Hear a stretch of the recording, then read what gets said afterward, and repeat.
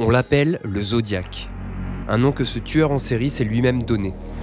À la fin des années 60, en Californie, près de la baie de San Francisco, une série de meurtres secoue la région. Très vite, la peur s'installe. Un homme, vêtu d'une cagoule et d'une chemise sombre marquée d'un étrange symbole en forme de croix, s'attaque à des jeunes couples isolés. Il frappe sans pitié, sans explication et disparaît. Mais au-delà des meurtres, c'est autre chose qui le distingue. Le Zodiac écrit.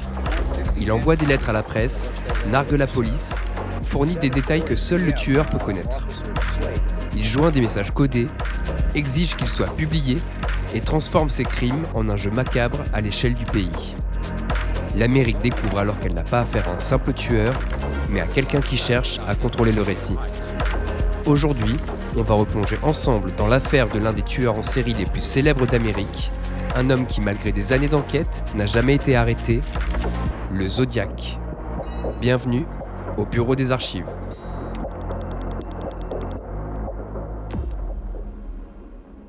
Avant d'ouvrir cette archive, juste une petite parenthèse pour vous demander de vous abonner à la chaîne et de liker cette vidéo. Ça va vous prendre uniquement quelques secondes et c'est très utile pour moi pour avoir plus de visibilité. Voilà, je vous embête pas plus longtemps et je vous souhaite une bonne vidéo. Notre affaire commence en Californie à la fin des années 60. Un État au cœur d'une Amérique en pleine mutation. Le pays est secoué par la guerre du Vietnam, les tensions raciales et les manifestations étudiantes. La contre-culture hippie prône la paix, l'amour libre et le rejet de l'autorité. Mais derrière cette façade idéalisée, une inquiétude diffuse s'installe. C'est dans ce contexte troublé que le 20 décembre 1968, Betty Lou Jensen, 16 ans, et David Faraday, 17 ans, partent en rendez-vous. Leur tout premier. Ils quittent Vallejo et roulent jusqu'à Lac Herman Road, une route isolée et connue localement comme Lover's Lane. Ils s'installent là pour passer quelques heures à l'abri des regards avant de rentrer chacun chez leurs parents respectifs. Un moment simple et anodin. Aux alentours de 23h, une voiture vient se garer derrière la leur dans une position qui semble empêcher toute possibilité de reculer. La portière s'ouvre, un homme en descend, il avance lentement, sans se presser, en direction du véhicule. Arrivé à hauteur de la voiture, il se penche vers eux et leur ordonne de sortir immédiatement. Pris de panique, Betty et David refusent. Il lui demande de retourner à sa voiture et de les laisser tranquilles. L'homme sort alors un pistolet de calibre 22 et le leur montre clairement. Il menace de tirer s'ils n'obéissent pas. Terrifié, David finit par s'exécuter et ouvre la portière. Il sort du véhicule sans vraiment comprendre ce qui va se passer. Il n'a pas le temps de réagir. Sans hésitation, l'homme tire une balle en pleine tête. David Faraday meurt sur le coup, s'effondrant à quelques mètres à peine de la voiture. Betty Lou Jensen est en état de choc. Instinctivement, elle ouvre la portière à son tour et tente de fuir. Elle court le long de la route, dans la nuit, mais elle n'ira pas plus loin. L'homme la poursuit et tire à plusieurs reprises dans son dos. 5 balles l'atteignent. Elle s'effondre sur le bas-côté de Lake Herman Road. Après les tirs, le silence revient. L'homme retourne calmement à son véhicule et disparaît dans la nuit. Les corps sont découverts peu après 23h30 par un automobiliste de passage qui alerte immédiatement la police. À ce stade, les enquêteurs constatent l'essentiel, aucun vol et aucune tentative de dissimulation. Pour les autorités, il s'agit d'un double meurtre brutal, mais encore considéré comme isolé. À ce moment-là, personne ne sait encore que ce n'est que le début d'une affaire qui bouleversera l'Amérique. Le 4 juillet 1969, à Vallejo, la fête nationale touche à sa fin et les derniers feux d'artifice viennent de s'éteindre, laissant la ville peu à peu retomber dans le calme. Vers 23h50, Darlene Ferrin, 18 ans, est en voiture avec Michael Mageau. Ils prennent la direction de Blue Rock Springs Park, un parking en hauteur, isolé, souvent fréquenté par des couples venus s'éloigner de l'agitation du centre-ville.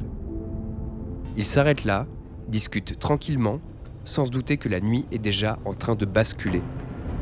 Peu après minuit, une première voiture entre sur le parking et se gare non loin d'eux. Son moteur reste allumé quelques instants, comme si le conducteur hésitait, puis le véhicule repart sans que rien ne se passe. Le silence revient, presque rassurant. Mais quelques minutes plus tard, aux alentours de minuit, le même véhicule réapparaît. Cette fois-ci, il se gare derrière la voiture de Darlene, légèrement en biais, dans une position qui réduit toute possibilité de sortie rapide. Un homme en descend calmement et se met à avancer vers le côté passager, là où se trouve Michael. Dans sa main, il tient un pistolet. Sans échanger un mot et sans la moindre altercation, il ouvre le feu à travers la voiture.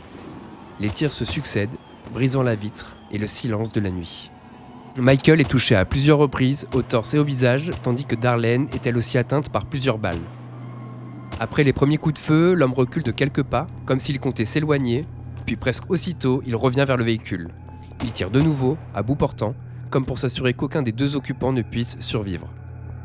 L'agresseur repart ensuite en voiture, peu après minuit 10, disparaissant dans l'obscurité, comme il était venu.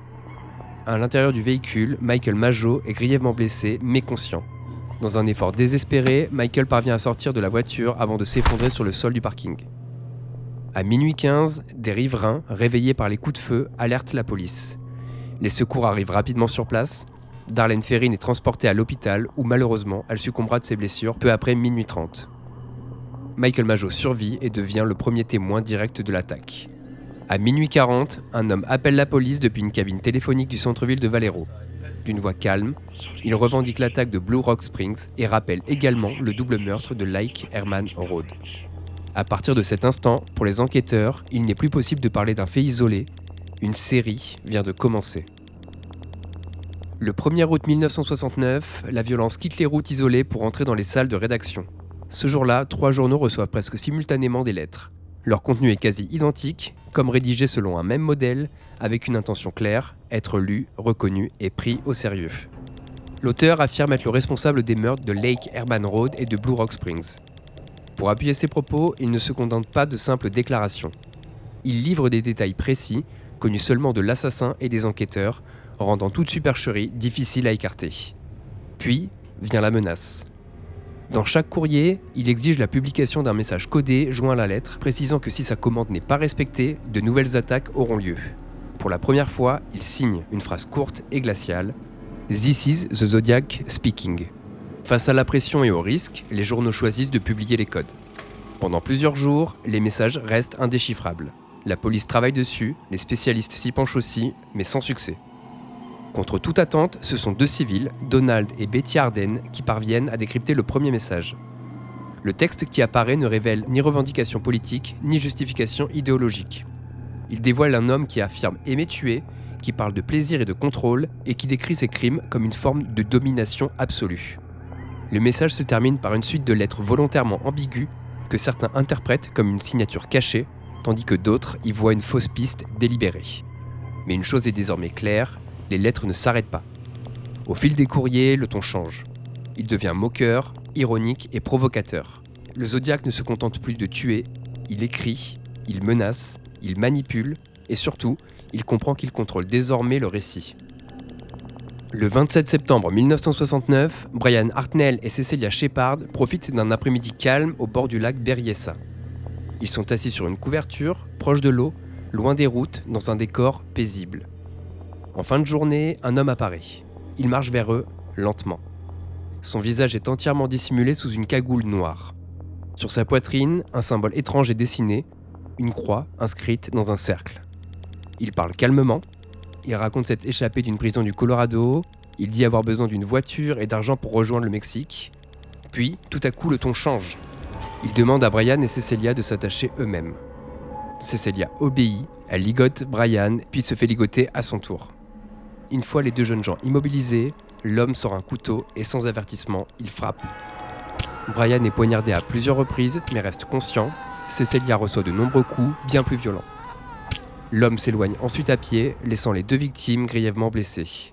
Mais avant de partir, il s'arrête près de la voiture du jeune couple. Sur la portière, il inscrit les dates de ses attaques précédentes, comme pour inscrire ce crime dans une série déjà entamée. Brian Hartnell survivra et témoignera. Cecelia Shepard, elle, mourra 2 jours après à l'hôpital. Cette fois, il n'y a plus de doute, le tueur ne se cache plus, il se met en scène. Le 11 octobre 1969, la nuit est déjà bien installée sur San Francisco lorsque Paul Stein, 29 ans, commence son service de chauffeur de taxi. Aux alentours de 21h45, il prend en charge un passager au centre-ville. L'homme est calme, correctement vêtu, sans comportement qui attire particulièrement l'attention. Il souhaite se rendre dans le quartier résidentiel de Presidio Heights. Le trajet se déroule sans incident notable. Peu avant 22h, le taxi s'arrête à l'angle indiqué. Le quartier est tranquille, bien éclairé par des lampadaires, bordé de maisons familiales. C'est à ce moment précis que tout bascule. Alors que Paul Stein est toujours assis au volant, le passager sort une arme. Sans altercation apparente, sans cri, il tire une balle de calibre 9 mm dans la tête du chauffeur. Paul s'effondre sur le volant, il est mort sur le coup. L'homme ne quitte pas immédiatement les lieux. Il reste quelques instants dans le taxi. Il fouille le corps, sort un couteau et découpe soigneusement un morceau de la chemise ensanglantée de Paul qu'il emporte avec lui. Puis il sort du véhicule et s'éloigne à pied, calmement, dans les rues du quartier. À 22h, des adolescents vivant dans une maison voisine observent la scène depuis une fenêtre du 2e étage. Ils voient un homme penché à l'intérieur du taxi, puis le quitter tranquillement. Pensant d'abord à un cambriolage ou à une agression, ils appellent immédiatement la police. C'est à ce moment qu'une erreur de communication majeure se produit et qui aurait pu tout changer. Lors du premier appel radio, le suspect est décrit comme un homme noir, adulte, information transmise aux patrouilles sans vérification supplémentaire. Quelques minutes plus tard, lorsque les premiers policiers arrivent dans le secteur, ils croisent un individu correspondant pourtant au véritable signalement donné par les témoins visuels. Un homme blanc, âgé d'environ 25 à 30 ans, de taille moyenne, avec une coupe de cheveux courte, portant des lunettes, vêtu d'une veste sombre et marchant calmement. Mais convaincus qu'il recherche un homme noir, les policiers ne l'interpellent pas. Ils lui demandent simplement s'il a vu quelqu'un de suspect. L'homme indique une direction et disparaît. Le Zodiac était certainement tout proche d'être arrêté. Peu après, la police découvre Paul Stine mort dans son taxi. La scène est immédiatement perçue comme différente des attaques précédentes. Cette fois-ci, le meurtre a lieu en pleine ville, dans un quartier résidentiel, et surtout, des témoins ont vu l'assassin après le crime. Quelques jours plus tard, une lettre arrive à la presse. À l'intérieur, un morceau de la chemise de Paul Stine. Il n'y a plus de doute possible, ce meurtre aussi fait partie de la série. Après le meurtre de Paul Stine, le Zodiac ne frappe plus. En tout cas, pas de manière certaine. À la place, il écrit. Il envoie des lettres, des menaces, des preuves et surtout des provocations. Il se moque de la police, souligne ses erreurs et rappelle qu'il est toujours libre. Il revendique parfois des crimes, réels ou inventés, brouillant volontairement les pistes. Puis il franchit un nouveau seuil. Il menace de faire exploser un bus scolaire. Il dessine la bombe, décrit le scénario, il vise des enfants. L'Amérique retient son souffle. Mais heureusement, l'attaque n'aura jamais lieu.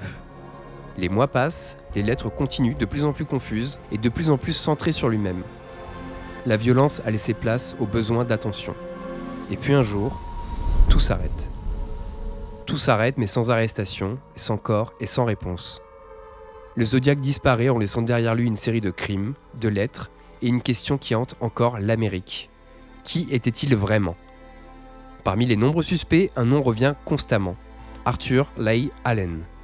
Ancien instituteur, instable, passionné d'armes, Allen aurait parlé à un proche de l'idée de chasser des gens et d'envoyer des lettres codées à la police.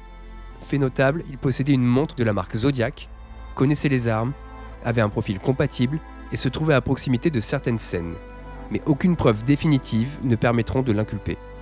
Ni l'écriture, ni les empreintes, ni l'ADN ne correspondent formellement. Arthur Leigh Allen meurt en 1992, et avec lui, peut-être, la vérité. Le Zodiac n'a jamais été identifié. Son visage reste inconnu et son nom introuvable. Il a laissé derrière lui des morts, des lettres, des symboles et des codes que l'on tente encore de déchiffrer. On ne saura peut-être jamais combien de crimes il a réellement commis, mais ce qui est certain, c'est qu'il a compris quelque chose avant tout le monde. La peur ne vient pas seulement de la violence, elle vient de l'attente, du doute et du silence. Chaque lettre, chaque code, chaque menace a prolongé ses crimes bien au-delà des scènes de meurtre. Il n'a pas seulement tué des personnes, il a laissé une énigme ouverte. Et tant que cette énigme restera sans réponse, le Zodiac n'appartiendra pas au passé. En tout cas, nous, c'est comme ça que l'on close cette affaire. J'espère vraiment que cette histoire vous a plu. Et si c'est le cas, n'hésitez pas à liker cette vidéo et vous abonner à la chaîne. Et on se donne rendez-vous bientôt pour un nouveau dossier dans le bureau des archives.